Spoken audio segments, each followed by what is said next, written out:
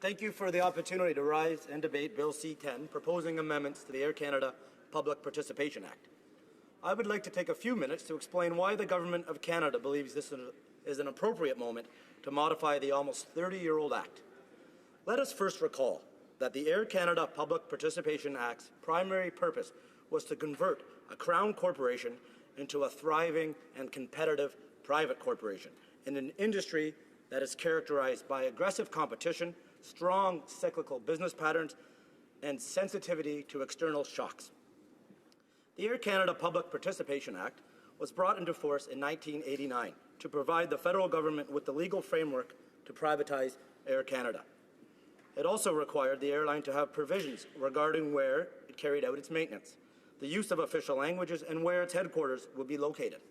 Other airlines, Air Canada's competitors from Canada and abroad, are not subject to such conditions. The market conditions in which Air Canada operates are now greatly different from those of 1989. The 1980s were characterized by deregulation. Since that time, the world has seen a proliferation of new air carriers, as well as new airline business models. In June 1980, the then president of the International Air Transport Association reported that its membership was composed of 100 airlines from 85 nations.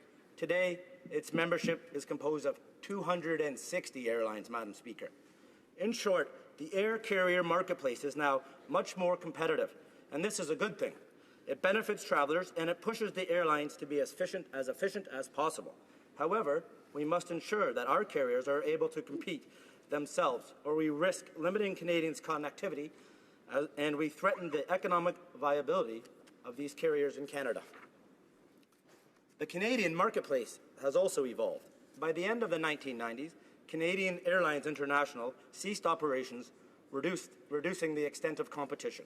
Other carriers, like Canada 3000, also came and went. However, since then, there has been a flourishing of growth among Canadian companies. WestJet, Porter, Transat, Sunwing, and others provide important travel options for Canadians. I should also note the important role played by foreign carriers in offering other travel options to and from Canada. Choice is good for the consumer.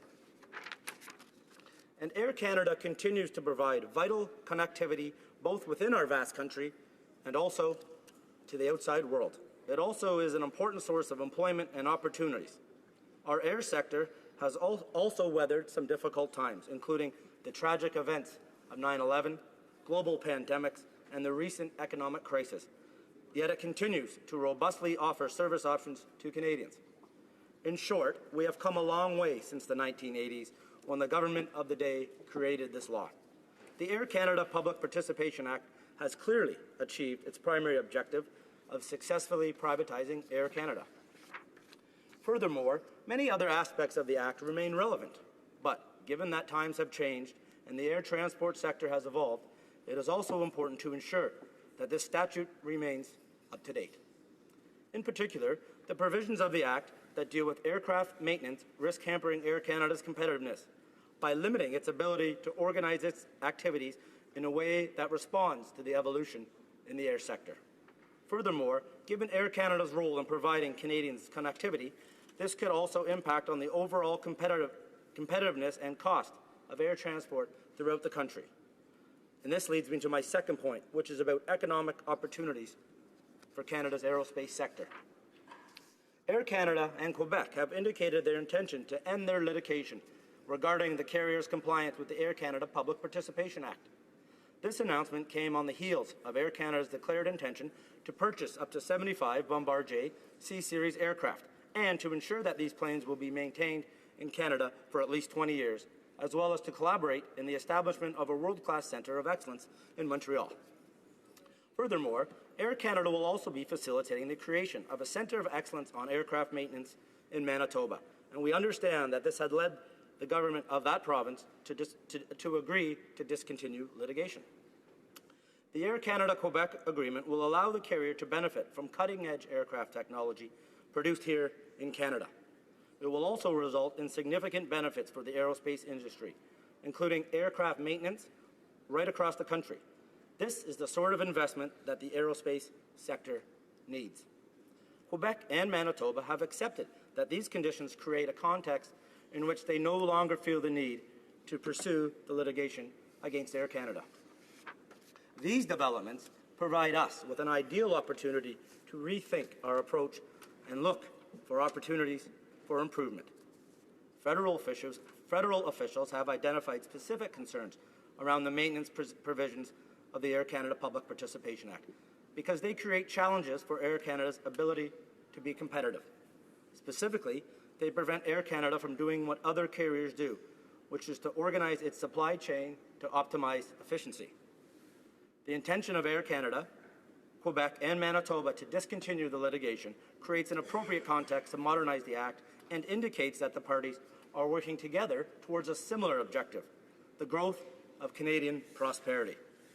But let me be clear, we continue to believe that Air Canada should commit to undertaking aircraft maintenance in Manitoba, Ontario, and Quebec, and we intend for this to be stipulated in the law.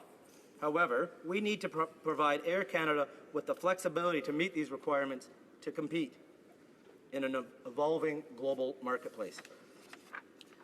We cannot predict how the airline industry will evolve in the future. Whatever happens, our carriers will need to adjust to meet the challenges and remain competitive. Air Canada needs the flexibility to enable it to adapt to changing market conditions. Bill C-10 allows us to target the right balance between such flexibility and the continued expectation that the carrier will undertake aircraft maintenance in Canada. The time is now to modernize the Air Canada Public Participation Act and to achieve this balance. With Bill C-10, the government is taking a necessary step to amend the Air Canada Public Participation Act to ensure that it will continue to be relevant as the sector evolves in the future. I would now like to take a minute to review how the air carrier sector has evolved since Air Canada was privatized in 1989.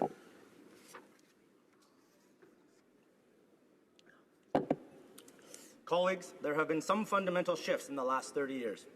For example, there has been an important rise in the market share of new global carriers, like those of the Gulf states, that are now playing a major role in global competition. In the United States, there has been significant rationalization of air carriers, where most major airlines have been through Chapter 11 bankruptcy protection, resulting in a major reduction of their cost. Europe has also seen a series of major air carrier alliances. The low-cost model has come to be a predominant paradigm for certain types of travel within some markets, like Europe, Southeast Asia, and the US. All of these points speak to a highly competitive environment that creates a need for air carriers to seek constant cost reductions to meet travelers' and shippers' expectations. Canada is no exception where major shifts in the air sector are concerned. Our air transport sector is now fundamentally different from how it looked in 1989. Following years of financial difficulties, Canadian Airlines International ceased to operate in the 1990s and was ultimately acquired by and merged with Air Canada. WestJet has since become a major player, resulting in robust and sustainable competition between two Canadian carriers. Other newer carriers have also been added to the Canadian market, such as Porter Airlines and Sunwing. Canada's charter market is particularly active, with many carriers, such as Air Transat, offering services to Canadians.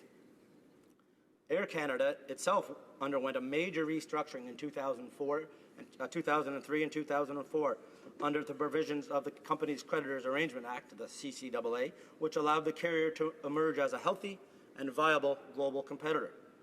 Where aircraft maintenance is concerned, Air Canada's restructuring under the CCAA, including making some previously in-house operations independent, including its maintenance operations, repair and overhaul service provider, which ultimately became Avios.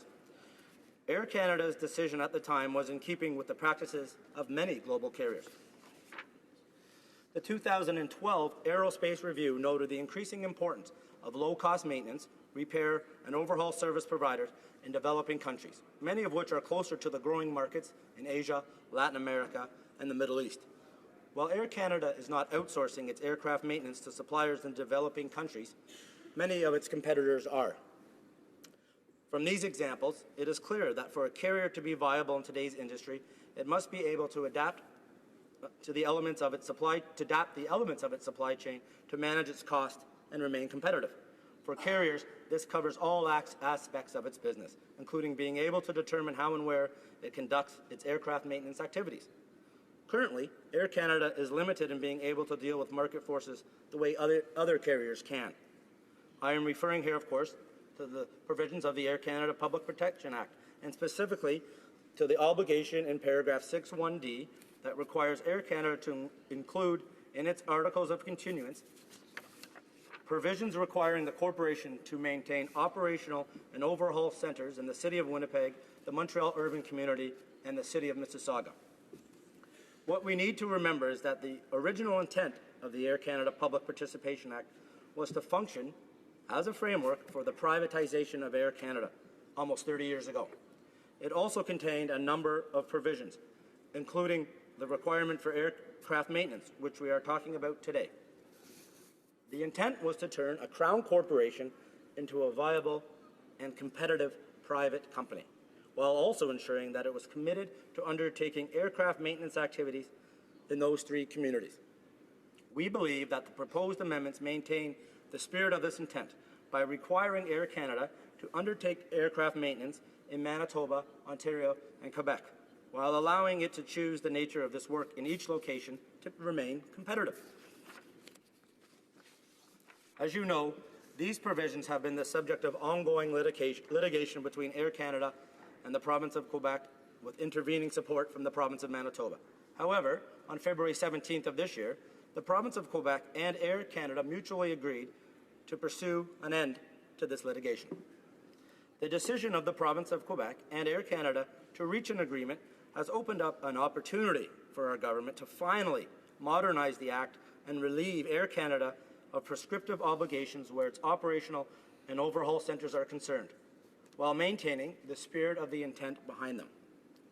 We are not proposing to repeal paragraph 6.1d. Rather, we are proposing amendments that will allow Air Canada to undertake aircraft maintenance in Manitoba, in Ontario, and in Quebec, and choose the nature of this work in each location to help it remain competitive. These amendments, which I am urging honourable members to support today, are consistent with the government's approach to the air sector as an industry that is deregulated and responsive to market forces. It is these guiding principles that we believe induce companies to continue to innovate their business and seek out better ways to work and be cost competitive in the face of a changing and ultra-competitive market. These amendments the government has put forward allow Air Canada the same flexibility that other carriers have to seek out the best aircraft maintenance services it can find and the ability to actively manage its costs. Modernization of the Act is the right decision. We know that the province of Quebec, the province of Manitoba, and Air Canada have agreed among themselves to collaborate on the establishment of two centres of excellence for aircraft maintenance, one in Montreal and the other in Winnipeg. In Winnipeg alone, this new Western Centre of Excellence is expected to bring 150 jobs to the area by 2017. In Quebec, Air Canada has committed to maintaining all of its newly acquired CES-300 aircraft in the province for at least 20 years, and to the establishment of a Centre of Excellence for aircraft maintenance will boost Montreal's role as a world-class aeronautical hub. These developments are a clear indication that there is a willingness between these parties to foster an ongoing relationship, one that I hope will bring economic benefits to Canada and job opportunities for Canadians long into the future. Honourable members, I urge you to support this bill. Thank you, Madam Speaker.